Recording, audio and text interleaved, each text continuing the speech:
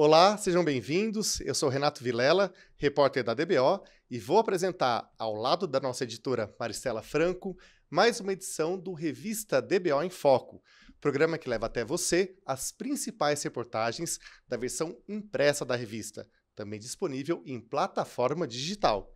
E hoje vamos falar sobre o indicador CPEA, que neste mês de março completa 30 anos. Ao longo dessas 3 décadas, o indicador CPEA se transformou na principal referência de preços do boi gordo, de norte a sul do país. Nos últimos tempos, porém, tem sofrido severas críticas e se viu sob fogo cerrado. Disposto a recuperar o terreno perdido, o indicador promete mudanças em breve. Quem fala sobre tudo isso é nosso convidado Thiago Bernardino de Carvalho, que é coordenador técnico da pecuária do CPEA. Thiago, seja muito bem-vindo. Obrigado por aceitar o nosso convite para essa entrevista. Renato, é um prazer, Maristela, satisfação reencontrá-los, né, nesse momento importante, né, para a pecuária, mas também para o CPEA, como você bem mencionou aí, 30 anos de indicador, né, com mudanças, buscando melhorias, então é uma honra para toda a equipe do CPEA, representar na minha pessoa, estar aqui hoje com vocês, tá? Muito obrigada, seja bem-vindo, viu? Grato. Thiago, vamos começar então aqui a nossa conversa, né? Para a gente poder contextualizar, conta para a gente, atualmente, com quantos colaboradores o CPEA conta, assim, em que regiões eles estão do país? Bom, é importante sempre destacar, né? Eu até mencionei aqui no comecinho, a pecuária ela passa por muitas transformações, né? Mas desde o início do projeto do indicador do boi gordo, a gente sempre buscou falar com a cadeia como um todo, né? Os principais agentes. Então a gente fala com escritórios, a gente fala com os pecuaristas, leiloeiras e também os frigoríficos.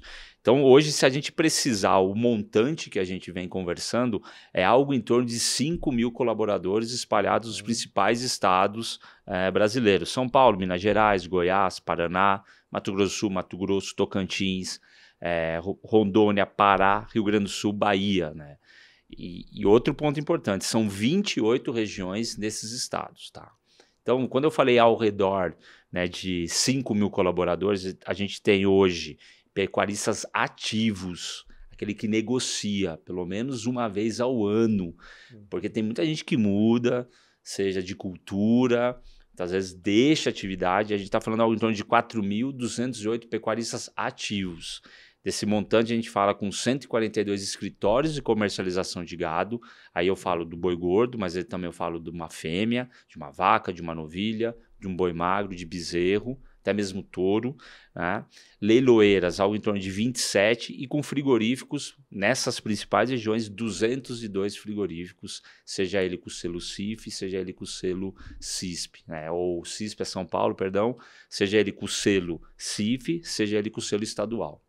E desse montante, Thiago, qual que é a quantidade de dados que são processados assim diariamente? Olha, evidentemente que varia, né? Varia ao longo do dia da semana, mas a gente processa mais de 1.000 informações diariamente. É uma quantidade muito grande de informações que processa. Sempre lembrando, a gente está falando de 4 categorias, né, de animais, então o boi macho, a fêmea, né, o boi magro, o bezerro. Então, de 28 regiões, né, em mais de 10 estados brasileiros, então o volume de informação realmente é maçante. E para dar conta desse trabalho, quantas pessoas trabalham no CPEA? Outra pergunta importante, eu vou falar especificamente do boi gordo, mas eu diria que é o CPEA como um todo. O CPEA como um todo, a gente tem 130 pessoas. Eu falo o CPEA como um todo, tem os coordenadores, tem a parte da TI, tem a parte da comunicação, tem a parte de relação institucional. Hoje, especificamente no boi gordo de levantamento, são 7 pessoas, né? A gente tem 2 pesquisadoras sêniores e 5 realmente pesquisadoras júniores que fazem esse levantamento. E aí, quando eu falo sênior, é mais de 20 anos, viu? Tem gente, não revelando a idade, elas vão ficar bravas comigo. Eu sei que eu vou receber puxão de orelha lá em Piracicaba, mas tem a Shirley e a Cristiane estão há mais de 20 anos com a gente. E quando eu falo as pesquisadoras júnior, tem pesquisadoras lá com 10, 12, 15 anos com a gente. Então é mais o organograma, né? E aí conta comigo também, né? Eu não estou diretamente no levantamento, né, coletando preço.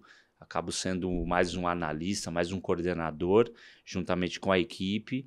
Em conjunto também a gente tem o professor Geraldo de Barros, que ajuda, obviamente, em situações mais macro da cadeia como um todo. Então, é um grupo aí de umas 8, 10 pessoas que pensa pecuária o dia todo. Bastante experiente. Bastante experiente.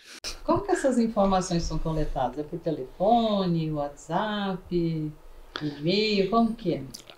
Eu não vou falar de história porque a Maristela conhece a equipe do CPEA, ela conversou já com bastante gente aí ao longo desses últimos 30 anos, mas é sempre importante destacar.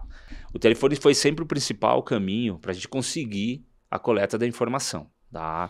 Então, evidentemente, o mercado evoluiu, a tecnologia evoluiu, a gente agregou o e-mail, agregamos também a ligação eletrônica, porque muitas vezes, hoje a gente reclama, né? Recebe uma ligação no celular, a gente já sabe que é, né, telemarketing, né? Spam, então a gente tem que tomar um pouco de cuidado nesse ponto. A gente chegou a disparar a ligação eletrônica, muitas vezes o pecuarista estava sem sinal ou não, né, para ele nos retornar. Então é um processo de telefone, e-mail, né, ligação eletrônica e aplicativo para os pecuaristas. Hoje a gente lançou, nós somos um dos precursores em lançar o aplicativo lá em 2016 para a coleta da informação, né?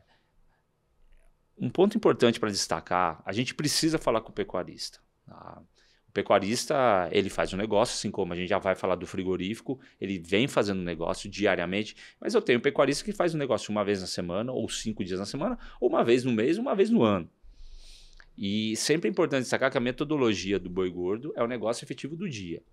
Então, o aplicativo ele veio realmente para facilitar, seja um problema de sinal, seja um problema realmente, não, agora não consigo falar com a equipe do CPEA, né? Então, para realmente agilizar o processo. Vale destacar, eu vou aproveitar aqui o gancho da pergunta da Maristela, agora em março a gente realmente vai revitalizar o nosso aplicativo, um aplicativo mais encorpado, que vai trazer mais informação, né, de forma mais ágil, para o pecuarista. Esses são os principais meios, tá? Pensando na pecuária dentro da porteira, com o produtor. Quando a gente pensa no frigorífico, sim, existe o telefone ainda, né, mas a gente vem caminhando, né, desde o final dos anos 2000, né, a conversa de transferência eletrônica de dados começa em 2007, né, dentro da BIEC, junto com o Pratini de Moraes. Eu falo firmeza porque eu estava presente e a necessidade da gente modernizar essa coleta da informação, né? Então a gente já começa essa discussão lá.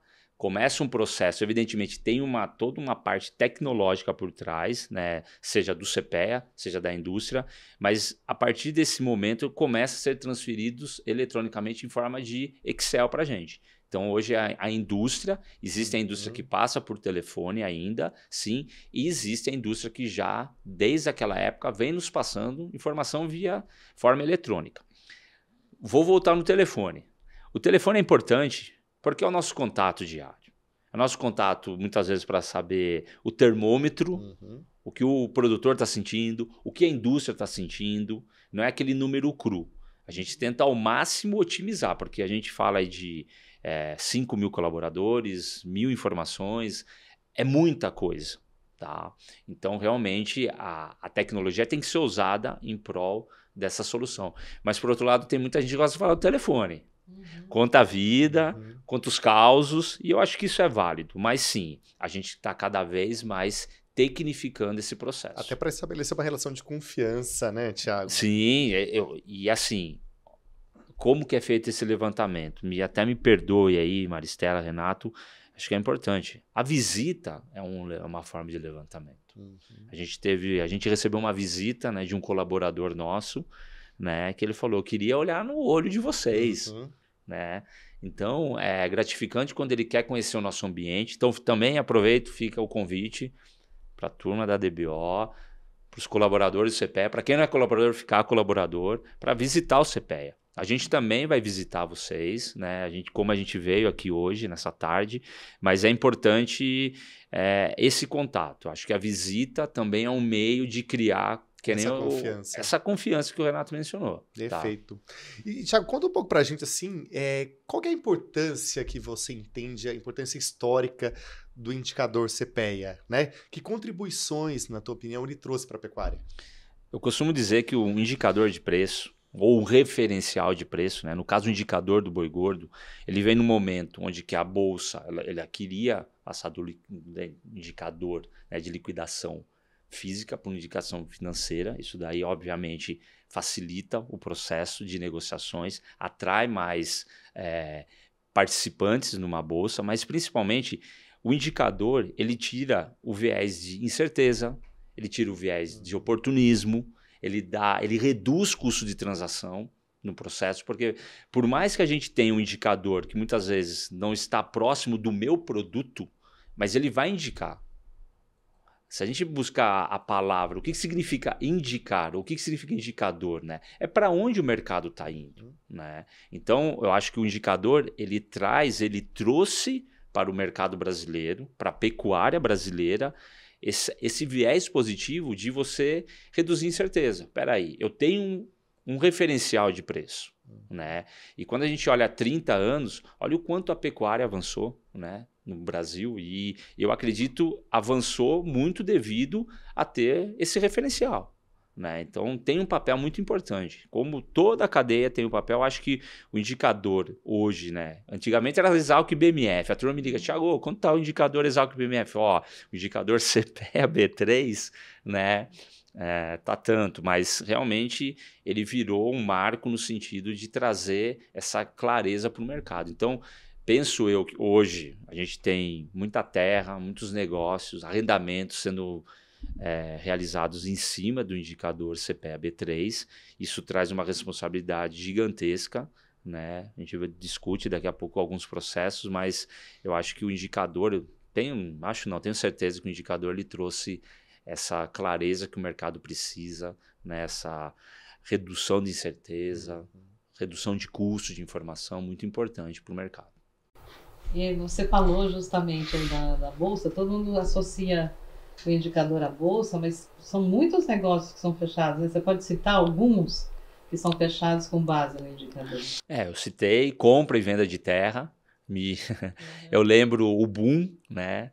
Conversando com alguns pecuaristas, né, que venderam a terra quando deu aquele boom da China. Eu estou fazendo esse parênteses aqui porque o preço disparou, né, porque realmente a gente teve um movimento muito forte no mercado, mas então o pecuarista ele se sente confortável, né, de ter um referencial de preço, né, de ter um indicador com que ele pode sim contar para vender um produto, né, ou arrendar um produto, no caso a terra. Então menciono, né, realmente a gente olha no interior do Brasil, nas regiões centro-oeste, norte, né? Recentemente a gente teve rodando, né? A gente acaba rodando bastante, né? Muita gente no Pará, no Tocantins, negociando, assim como em outras regiões, pelo indicador, vendendo terra, alugando terra pelo indicador CPEA B3.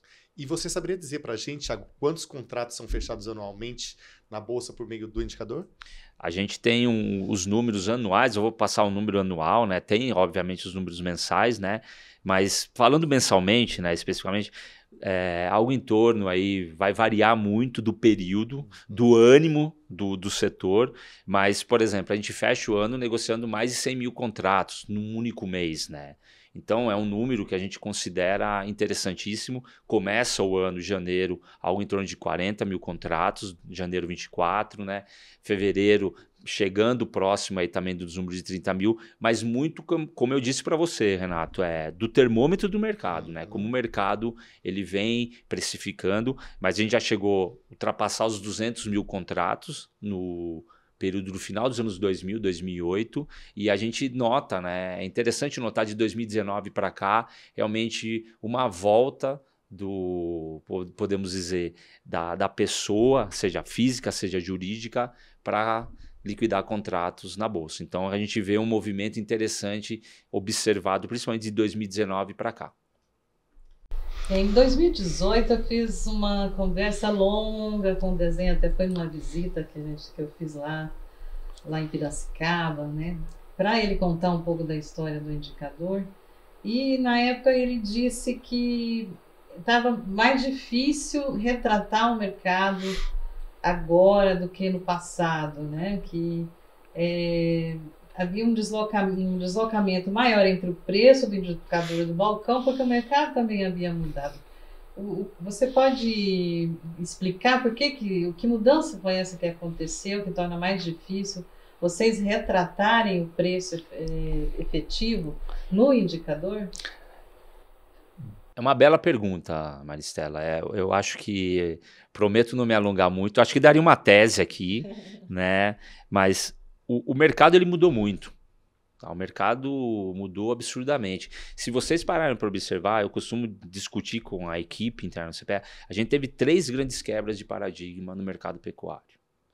Né? Não necessariamente nessa sequência que eu vou dizer, mas a grande primeira quebra que o mercado ele olha, ele percebe, foi em 2007, quando a indústria abre capital.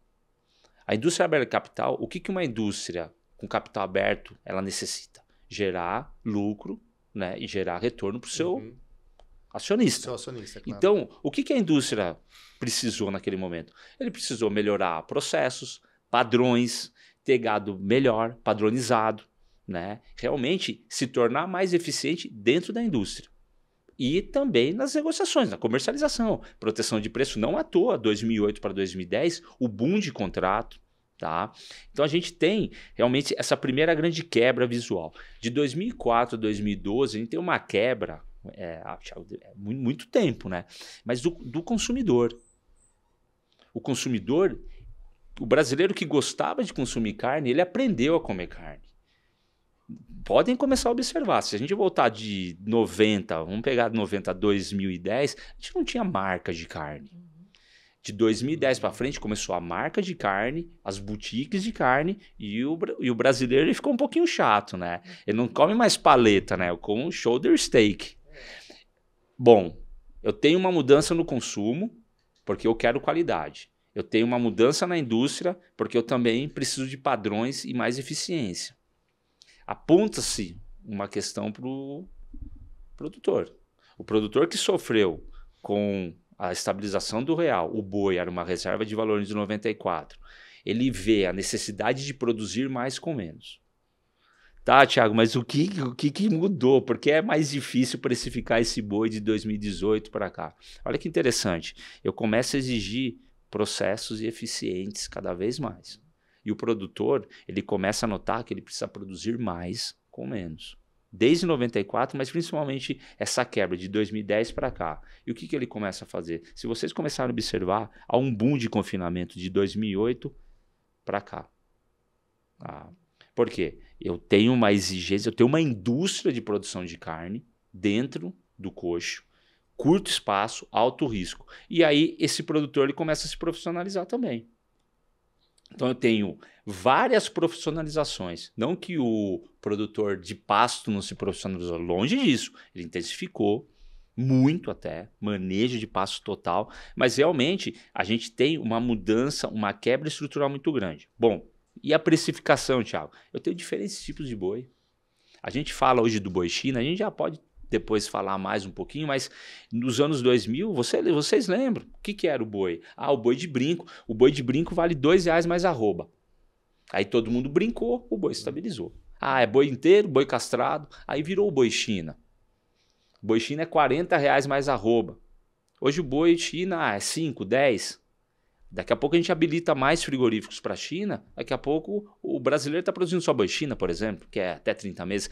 Mas olha que interessante. Toda essa eficiência que a indústria e o consumidor exige e a competição por área do produtor, ele coloca um viés na necessidade de eu produzir um animal mais rápido, mesmo antes da China em 2019. Então, a forma de negociação, eu tenho padrão, eu tenho volume. Você vai me pagar prêmio? Aí começa a ter mudanças realmente na precificação. Isso mudou. E, obviamente, eu tinha a figura, eu falei dos números de escritório. Antigamente era muito mais comum encontrar escritórios. Você tropeçava em escritório no interior do Brasil. Internalizou esses processos dentro da indústria, melhorar essa eficiência. Então, houve algumas mudanças ao longo desses últimos 15 anos, por isso que eu falei de 2007 para cá, né? Mas que realmente retratam essa necessidade de colocar uma lupa pela metodologia, buscar melhorar processos. Então, realmente o mercado ele evoluiu, assim como a metodologia ela tem que evoluir, mas essas são questões que a gente precisa colocar uma lupa. Que tipo de produto, por exemplo, o paulista está produzindo? Que tipo de produto o povo lá do Tocantins, do Pará, no norte do país está produzindo? Eles se falam, é o mesmo produto boi? Sim, mas com características diferentes, que seja. E aí a gente vai precificando de diversas formas o boi. Então eu remeto lá em 2018 a fala do professor Desen, nesse sentido. A mudança já começava a ocorrer e realmente teve um estilingue, teve um gatilho que foi a China em 2019. Perfeito. Ainda sobre essa questão de coleta de informações, né, Tiago? Você mencionou no início da nossa conversa do aplicativo lançado lá em 2016 e que está passando por reformulação, né? Está saindo aí uma nova versão agora em março. Fala um pouquinho, queria que você comentasse duas coisas, né? As mudanças que nessa nova versão do aplicativo e o quanto ele representa em termos de colaboradores para o indicador. Bom, eu vou começar do quanto ele representa, né? A gente já chega nas mudanças. Hoje a gente tem, como eu comentei, ativos, pecuaristas ativos. Sempre lembrando, a gente chegou a ter 3 vezes mais esse número de colaboradores, né? Reduziu, Thiago. Teve muitas mudanças, muitos pecuaristas deixaram a atividade, outros arrendaram. Então, assim, o fluxo é sempre intenso de buscar mais colaboradores. A gente tem ativos realmente que contribuem, que usam o nosso aplicativo, porque daí a gente acaba monitorando. O bom da tecnologia é que a gente monitora. Ela permite saber se ele abre, se ele não abre. E aí, se ele não abriu muito tempo, ligo lá, Renato, o que aconteceu? Então, a gente tem algo em torno de 4.208 ativos, né? Pessoas que realmente estão ativas informando o preço. Só no aplicativo a gente tem 4.049. Então, é um volume muito grande. A dinâmica do aplicativo é muito grande. Olhando esse número, olhando essa expressividade, a gente falou, opa, a gente precisa realmente dar uma resposta maior para o nosso colaborador. Ele precisa se sentir em casa abrindo o aplicativo e tendo a necessidade, pelo menos uma vez ao dia ou 2, 3, abrir aquilo. Então, quais são as mudanças? Realmente, a gente vai colocar históricos de todos os negócios deles, mais informações, uma coisa mais clean, tá, para ele, de fácil acesso, com mais informação que ajude ele a tomar decisão. Então, a gente realmente está olhando para o colaborador, né, no sentido de atrair ele a usar mais. A usar mais essa ferramenta. Ser uma coisa natural dele. Não vou falar que vai ser um Instagram para ele, não vai ser um Facebook, né, mas que ele pelo menos sinta a necessidade de abrir. Né, em determinado período e realmente, negociei, informei. Né? Então isso que vai ser a lógica nova do nosso aplicativo. Então, voltando à questão do distanciamento, né, entre o indicador e o mercado físico. O indicador tem recebido muitas críticas nesses últimos anos, né, por causa disso. E aí, eu queria saber, né, tem inclusive movimentação para substituição do indicador CPEA, Exalc CPEA na Bolsa, né, existe assim movimento. E eu queria saber como vocês estão respondendo essas críticas e estão se preparando para essa questão. Legal. Boa pergunta também, Maristela. Eu acho assim, a primeira resposta, como você é com o trabalho. Eu acredito que, né, a equipe inteira ela se desdobra diariamente para realmente retratar o que o mercado nos passa. Então a gente vem buscando desde analisar nossos processos internos, até mesmo a metodologia. Quando eu falo processos internos, levantamento, ir mais a campo, conversar com mais pecuarista, conversar mais com frigorífico, realmente pensar, né, com olhar, com uma lupa, eu já citei lupa, com muito mais atenção para todos os tipos de levantamento, negociações existentes nesse mercado, né?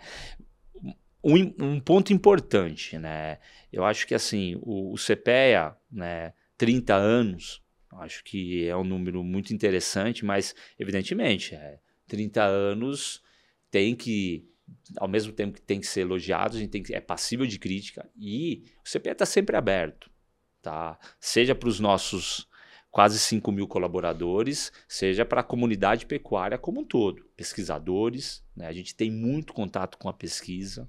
Tá?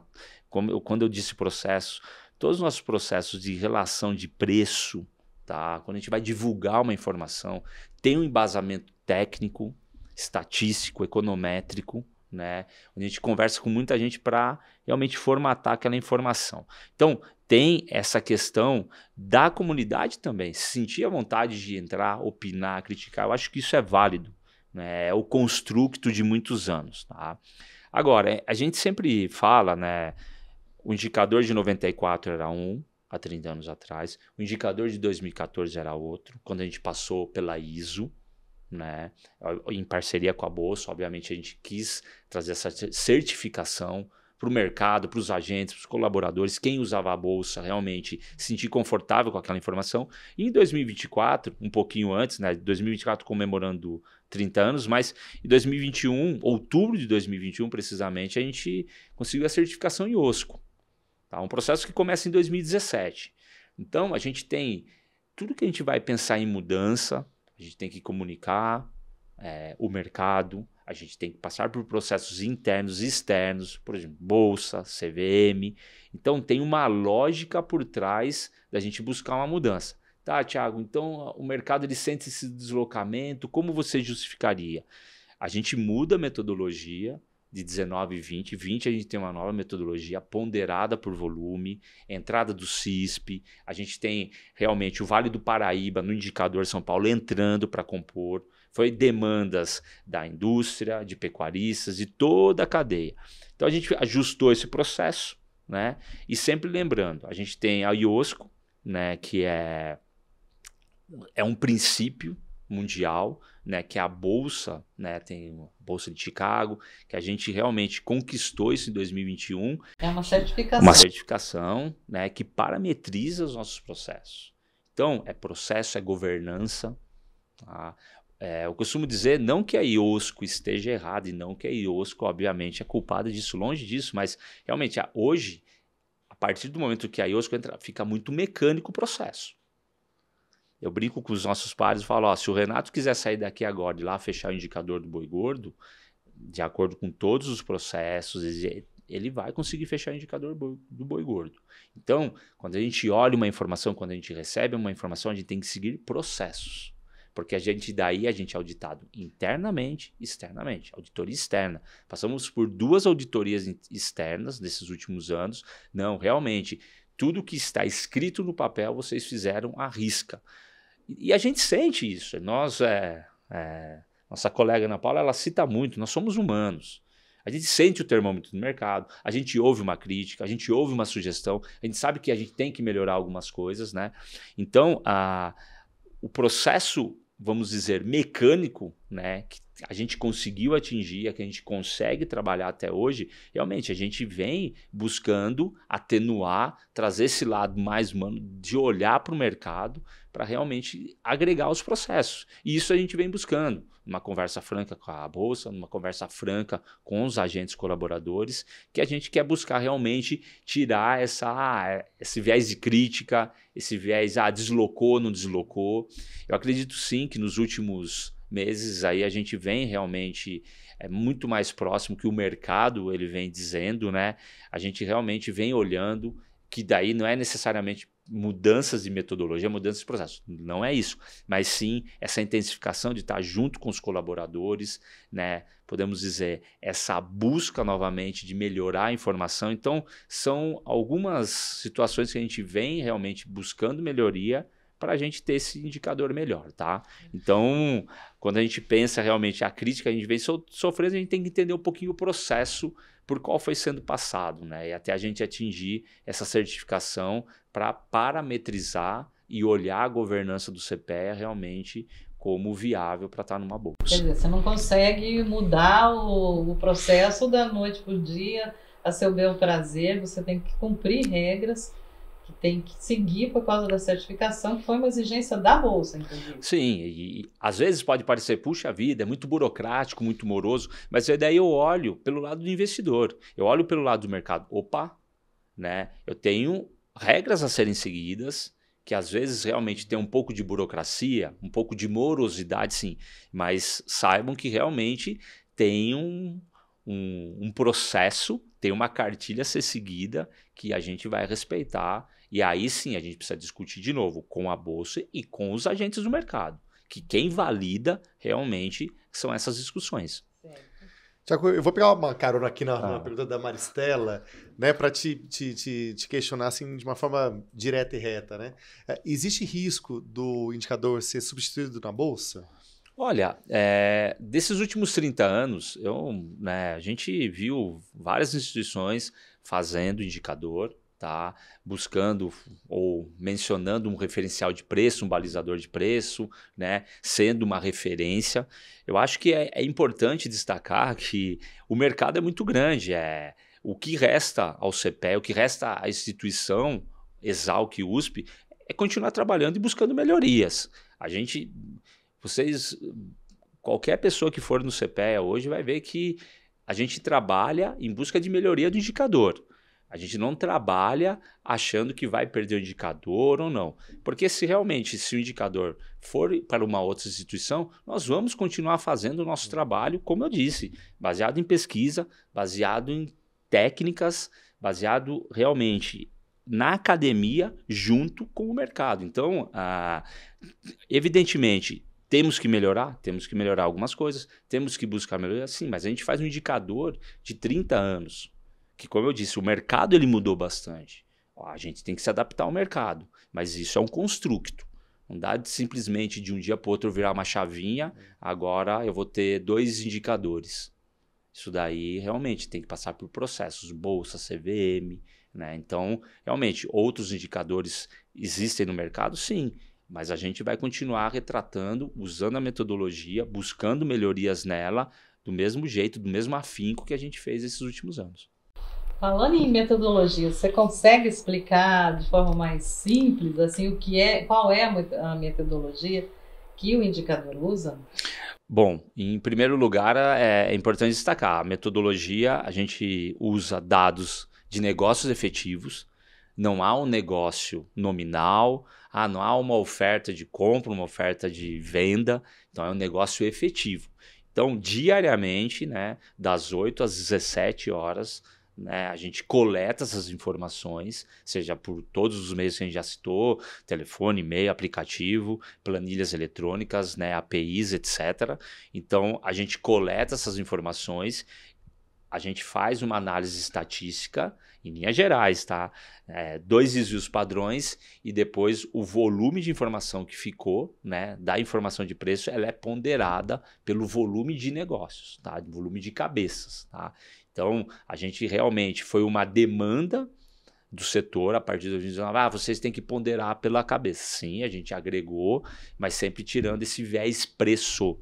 Então, a gente faz uma análise estatística primeiro, as informações que sobraram no indicador, a gente vai ponderar por esse volume. Então, a gente considera negócios de pecuaristas, de escritórios e de frigoríficos.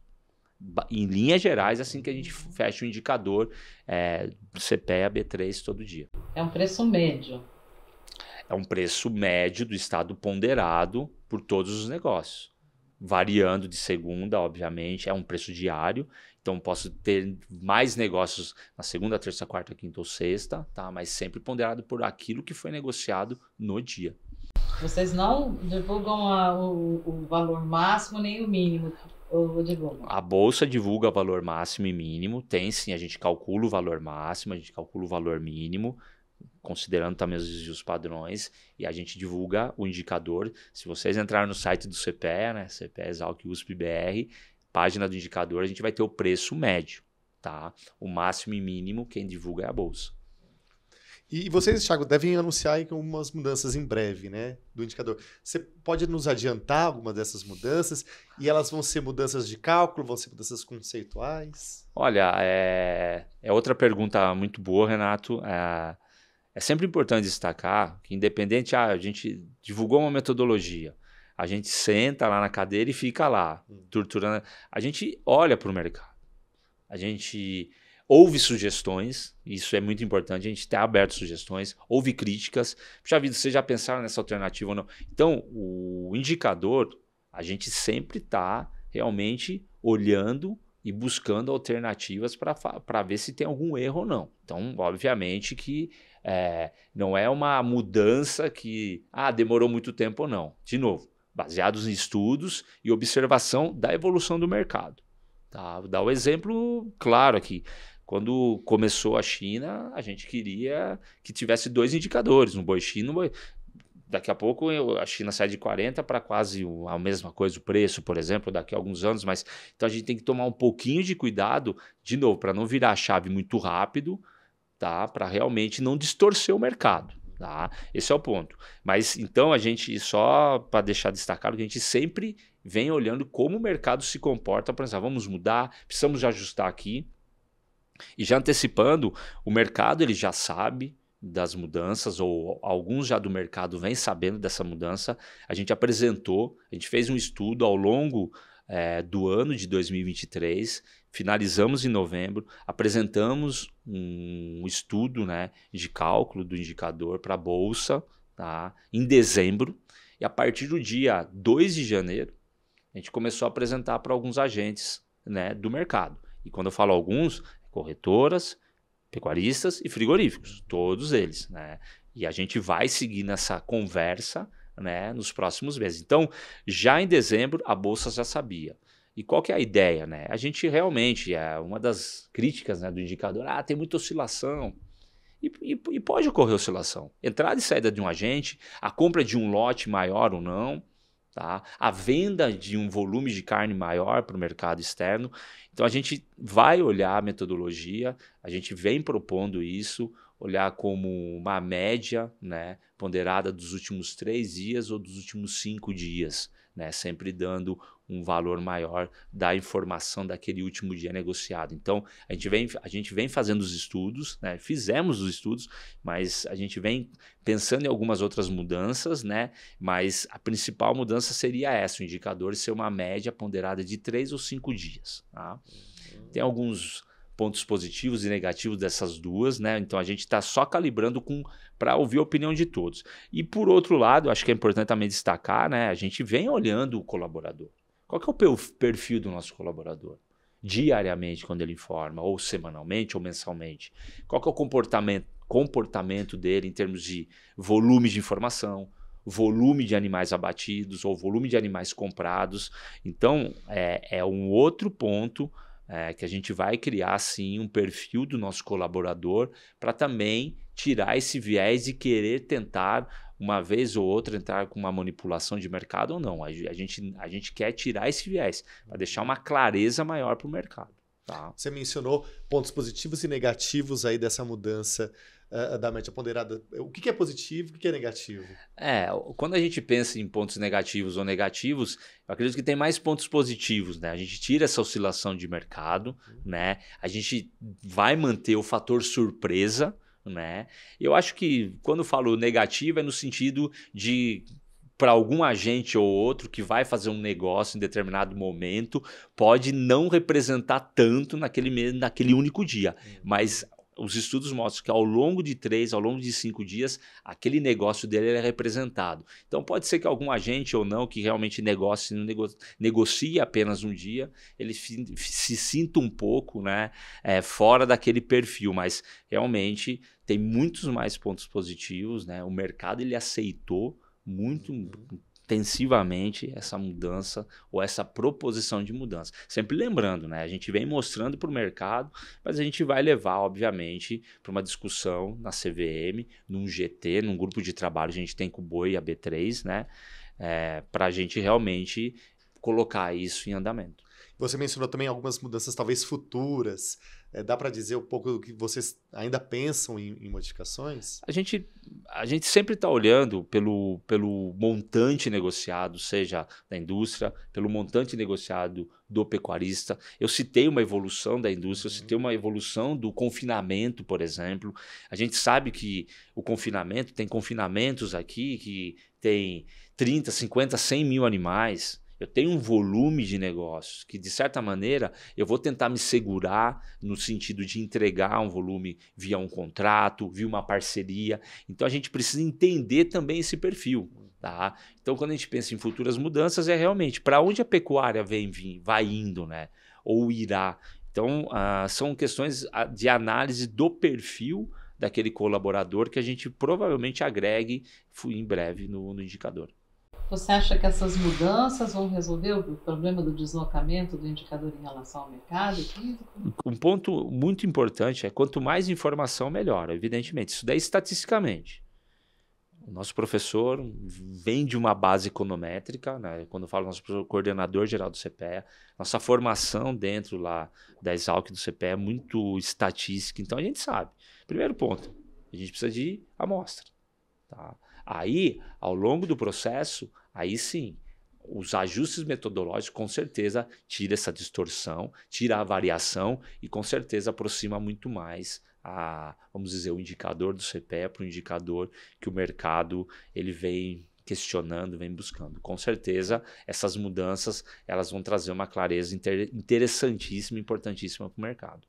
Você espera, então, um efeito positivo aí? Não, a gente está contando com sim, a gente aposta muito, né, nessas mudanças, né, que serão positivas. Como eu disse, a gente já fez uma rodada com muitos agentes e puxa vida, que legal, que bacana, importantíssimo, vai dar uma clareza, né, bem maior, então vai tirar aquele movimento de muita oscilação diária, então a gente acredita que vai ser muito positivo para o mercado e o mercado realmente vai se sentir muito mais confortável e confiante no indicador. Thiago, uma das críticas que a gente ouve, né, do indicador é o fato, você até mencionou um pouquinho atrás na sua resposta, do indicador do boi China não está separado do boi comum. Vocês pretendem separar isso? Eu sei que você mencionou, antes a diferença era muito maior, hoje era muito menor, mas vocês pretendem separar isso ou não? Voltando à pergunta da Maristela, né? Como que é a metodologia do indicador? Se vocês observarem o contrato, o que é o contrato? É um boi de 16 arrobas ou mais até 42 meses. E o que é importante? Daí qual que vai ser o indicador? É o indicador base ou o indicador China? Tá? O que a gente precisa sempre olhar? Vamos pensar, o indicador é São Paulo. Tá? Eu estou falando de um indicador de negócios de preços concretizados em São Paulo naquele determinado dia X. Então, é um boi China, é um boi Europa, é um boi de 40 meses, é um lote menor, é um lote maior. Uhum. Então, o indicador do boi gordo, ele vai buscar essa cesta de produtos. Tá? Então, quando a gente pensa, né, porque vai ter boi China, boi base? E eu trago outro ponto. Como ao mesmo ponto que o confinamento cresceu muito, vamos pegar São Paulo. Hoje, São Paulo é o segundo maior estado confinador do Brasil. O segundo maior não é Goiás, não é São Paulo. E hoje, 70% a 80% da carne produzida para São Paulo vai para a China. Então, quando a gente falar indicador base, não, então é para ser indicador China. A questão é se está entrando contrato ou não. Aí a gente outra discussão. Então, o indicador China. A gente tem que entender realmente. Se eu for em outro estado onde que eu tenho 30% da produção indo para a China, por exemplo, é o caso do Mato Grosso do Sul, que agora vai ter novas plantas habilitadas. Não tinha o mesmo volume de gado que era exportado para a China. Então, não tinha por que ter realmente ser aquele preço mais alto, né? Foi até prejudicado aquele estado.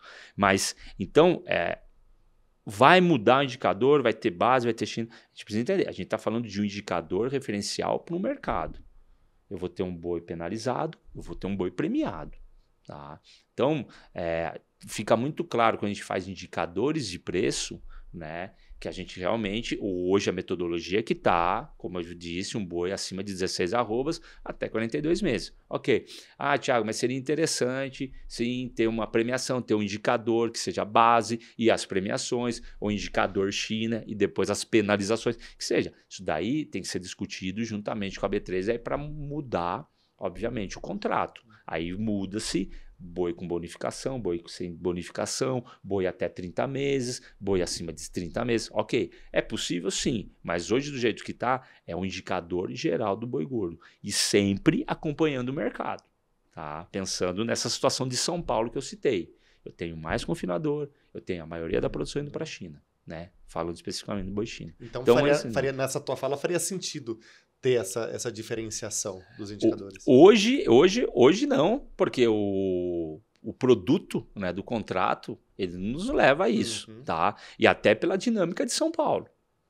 Agora, se eu for pensar no Brasil como um todo, a gente diferenciar, né? E se o mercado achar, eu não gosto de nomear o boi China, o boi Rio, acho que é um boi com prêmio, boi sem prêmio, boi jovem, boi mais velho, aí tudo bem, mas realmente precisa discutir. E paralelo a isso, né? Novas mudanças, não é novas mudanças metodológicas. A gente tem um estudo, a gente está fazendo um estudo no CPEA, começando a fazer um estudo, o que é a pecuária paulista? E como transformou a pecuária paulista? De todos esses fatores que eu falei, desde o escritório, desde do frigorífico, desde o boitel, desde o confinamento, toda essa dinâmica e até de exportação. Então, primeiro momento, a gente vai precisar entender. E se a gente chegar, por exemplo, né, a gente está batendo mais novilha aqui. O indicador, então, do boi de sobretudo tem que ser novilha. Então, assim, primeiro a gente também precisa entender o processo, estatisticamente. Ah, não. Continua sendo, o indicador indica para onde o mercado está indo e realmente, se eu tenho mais boi China, ele vai puxar para o preço maior. Ele vai ser, que seja, 250. Ah, não, se eu estou abatendo mais boi velho ou mais boi de idade, ele vai ser mais próximo dos 220. Então, ele está me indicando o que está acontecendo no mercado. Eu acho que hoje o indicador, por si só, ele é interessante nesse sentido. Porque senão, todo ano, eu volto a falar, Renata, Maricela, a gente vai fazer o boi brincado, boi capão, boi inteiro, a boi China, qual que vai ser o próximo boi? Senão, daí eu acho que o mercado ele vai criando algumas questões ou realmente algumas rotulagens que pode prejudicar, de novo, o inicial do indicador, que é tirar transação, custo de transação, tirar incerteza, oportunismo, é indicar para onde o mercado está indo. Thiago, qual que é o peso das informações fornecidas pelos pecuaristas no indicador, já que eles são muito pulverizados e muitas vezes a venda é concentrada?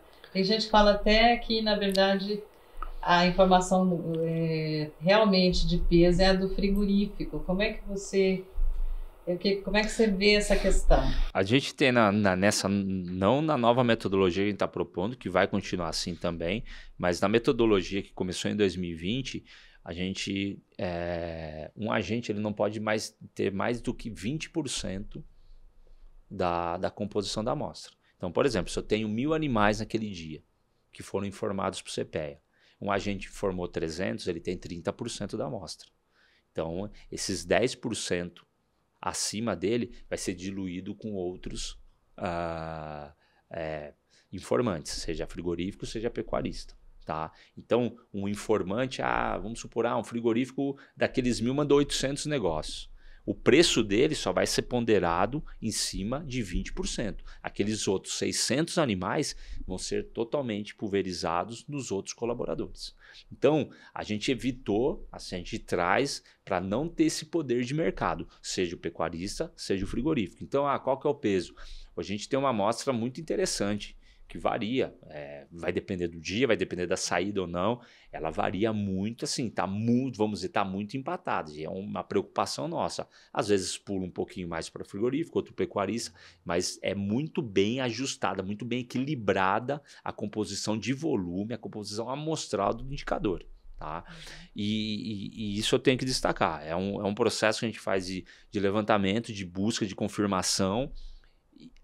E por incrível que pareça, né, eu vi, e tá certo, né, a crítica mesmo, né, tem que criticar, mas realmente a gente está tendo uma participação muito interessante. Muito interessante, de pecuarista e de frigorífico, de ambos.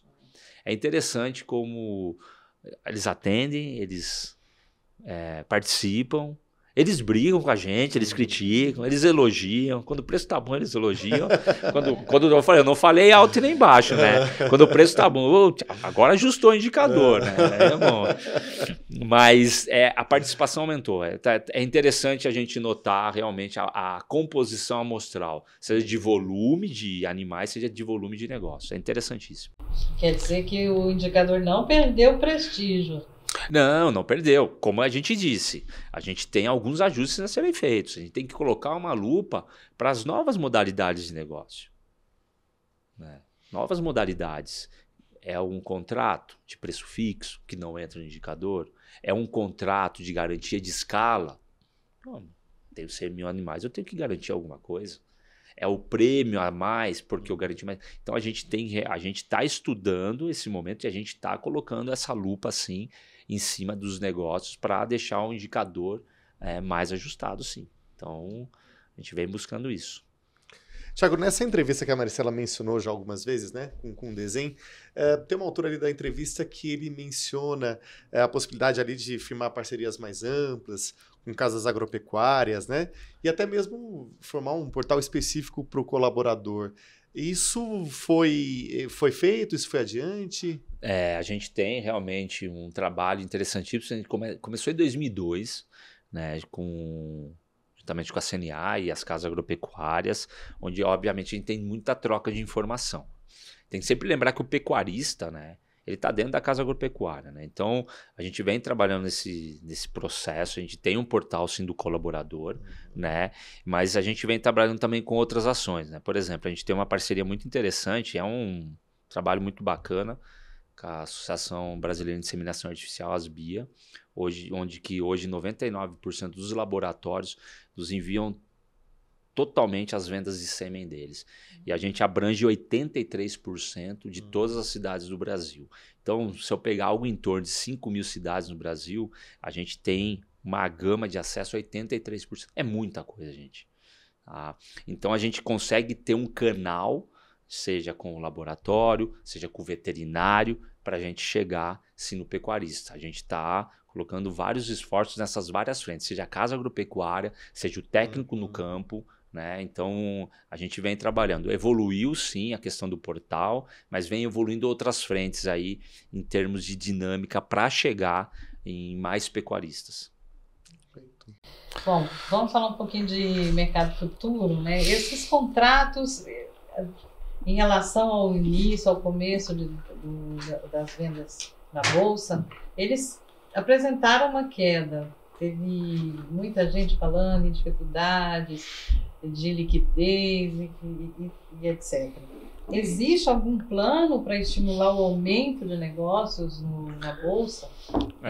Ao mesmo tempo que a gente olha para a metodologia do boi, né, Maristela, pensando em ajustar, olhar possíveis intempéries aí que possam ocorrer em termos de cálculo, em termos de amostra, sim, a gente conversa com a Bolsa na necessidade. A Bolsa tem essa preocupação de realmente oxigenar esse mercado, trazer mais participantes. E sim, a Bolsa com certeza vai a campo junto com o CPEA. A gente precisa realmente trazer esses colaboradores para participar e é um processo. É um processo de solidificar o indicador, é um processo do investidor, podemos dizer assim, ou do participante do mercado futuro enxergar, e aí sim eu começo a ter um efeito cascata, que é mais liquidez, mais participantes, aí aumenta o contrato em termos de mercado futuro, aumenta o contrato em termos de opções, é todo um processo, é toda uma engrenagem que caminha em conjunto. Tá? Mas você até estava comentando comigo que existe também o ciclo da Bolsa, não existe só o ciclo pecuário, existe o ciclo da Bolsa. Você pode falar um pouquinho sobre isso? É interessante notar, e acho que vocês perceberam, né? O Thiago gosta de número, gosta de relação, então a turma fica doida comigo. Daqui a pouco hoje o WhatsApp ficou uma loucura, né? Você manda para mim, eu mando, tem essa tabela, tem esse gráfico.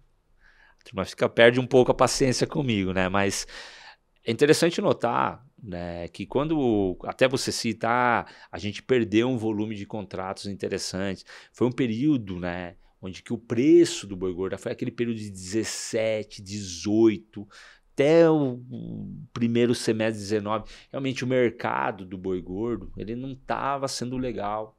Tá? O mercado estava pressionado em termos de preço e realmente o contrato na Bolsa realmente caiu bastante.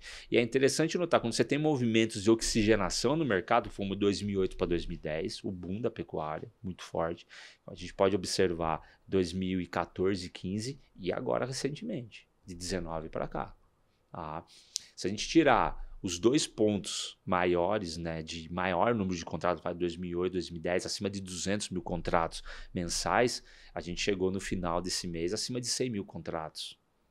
A gente voltou, se a gente tirar esses 2 outliers, podemos dizer assim, eu já comento essa questão, realmente a gente chegou num nível, no final, é interessante notar como, por mais que realmente a gente tem buscar melhorias, a gente tem as críticas, o participante ele volta, o participante vem fazendo.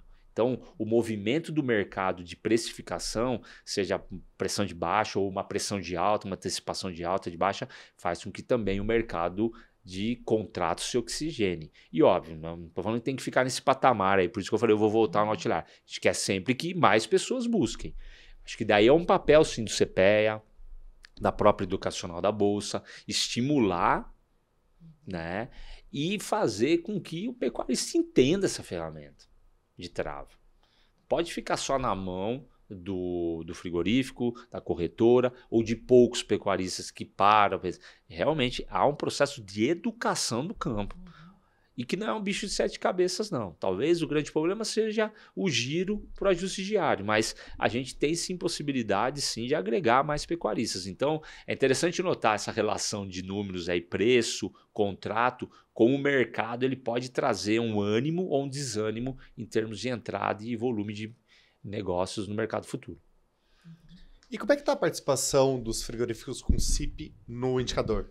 A gente teve realmente, a partir da agregação deles, né, o frigorífico estadual ele tem uma participação interessante, né? Hoje a gente fala ativamente aí com algo em torno aí de 17 frigoríficos.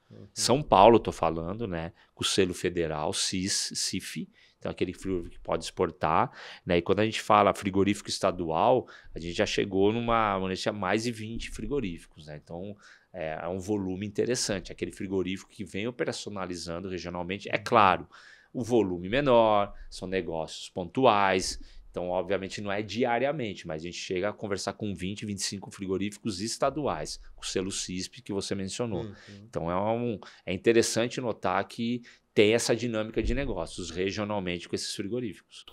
Então eles estão com uma participação legal. Sim. Eles têm uma participação interessante, como eu disse, Maristela. Muitas vezes o volume não é o mesmo que um frigorífico de CIF, né? Até pela dinâmica.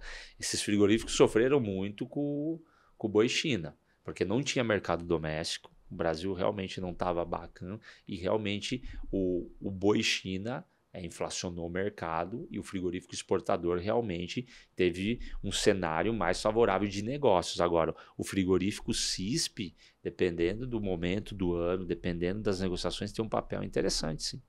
Tá, é porque às vezes eles têm preços melhores, né? Como eu disse, vai depender muito do lote, aí vai depender um pouquinho também do rendimento. Às vezes ele pode pagar assim um pouco maior, mas tem um rendimento menor. Eu acho que é uma equação interessante, mas eles vêm participando também. Tá.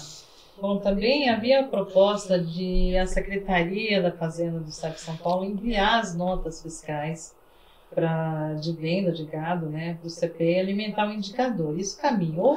Olha, a gente sempre busca, seja com a Secretaria, seja com a Receita, né, buscar entender um pouco essa dinâmica da nota fiscal. A gente avançou em algumas conversas, sim, né, mas a gente ainda trata a metodologia mais do que ser. Eu costumo dizer que o CPEA acaba não sendo uma Receita Federal, uma Polícia Federal. A gente quer realmente que seja declaratório do pecuarista, declaratório do frigorífico. Porque daí a gente tem a nossa metodologia que vai falar, se ele não comprovou, ele vai receber uma punição, vai ficar de quarentena. Isso está na metodologia. Então, a gente busca, sim, falar com os pecuaristas e frigoríficos para comprovarem. Isso vem sendo feito. É interessante também notar, por mais que falar, mas já passou um mês do abate e daí mandou a nota. Realmente, eles comprovam com o mesmo valor, com o mesmo volume de animais. Então, isso, a gente tem um canal interessante com o governo do estado, mas a gente vem trabalhando mais nessa dinâmica de melhorar essa relação para tirar esse viés, né? Seja de cobrança, seja de punição, que o que a gente quer, como eu falei no começo, é que seja a casa do pecuarista, que seja a casa da pecuária, que seja a casa do leiloeiro, que seja a casa do frigorífico, que realmente eles confiem no número gerado, tá? nesse sentido. Tá bom. Para a gente finalizar, Thiago, você gostaria de mandar alguma mensagem direta para o pecuarista? Eu gostaria de mandar uma mensagem para todos, né? Para o pecuarista, para o frigorífico, para o leiloeiro. A gente vem buscando sempre melhorias, obviamente com ética, com estudo, com responsabilidade. Às vezes, como eu disse aqui, eu usei uma palavra um pouco morosa, um pouco burocrática, mas gostaria que a cadeia como um todo soubesse que a gente vem buscando, sim, e olhando com carinho para o indicador, buscando realmente tirar oscilações, tirar imperfeições e que ele sim represente o negócio dele, tá? Então o meu recado para eles é que procurem o CPEA, como o CPEA vai procurar vocês, né? Questionem, contribuam.